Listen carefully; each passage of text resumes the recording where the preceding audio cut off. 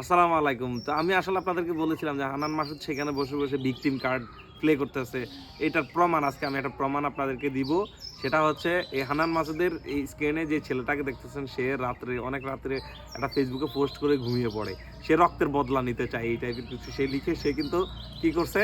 সে ফেসবুকে পোস্ট করে ঘুমিয়ে গেছে। তো আসলে রক্তটা কার এক পর্যায়ে হবে দেখতে, দেখতে আমরা দেখতে পেলাম যে থার্ড ফটোতে গিয়ে দেখতে পেলাম যে প্রচুর রক্ত সেখানে। সেখানে প্রচুর রক্ত এবং রক্তের দাগ মানে পুরো লাল হয়ে আছে এবং এই রক্তের কিন্তু দাম নিতে হবে এবং এই রক্ত দেখলে যে কারণে মাথা ঠিক থাকার কথা না।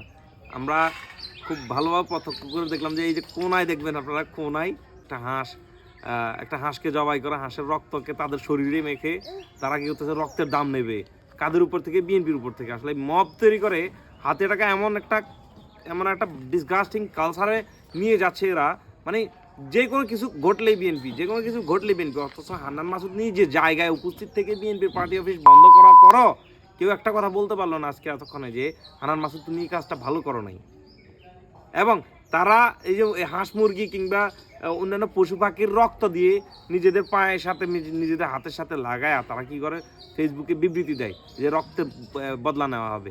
এখন আপনি যদি একটা হাঁসের রক্তের বদলা হিসাবে যদি আপনি একজন মানুষকে যায় যদি মারধর করেন একজন মানুষকে যদি কোপান তাহলে কি এটা সুন্দর ঠেকলো? আর হাতিয়ার সরকার হান্নান মাসুদ আপনি ঠিক হয়ে যান। আপনি একটা মহিলাকে নিয়ে অনেক মব করছেন, একটা অপ্রত্যাশিত একটা মিথ্যা মামলা করছেন, প্রপাগান্ডা করছেন, সব কিছু ভুলে যান। ভুলে গিয়ে সুন্দর ধারায় আসেন, বাংলাদেশে সুন্দর ধারা অব্যাহত রাখেন। ধন্যবাদ।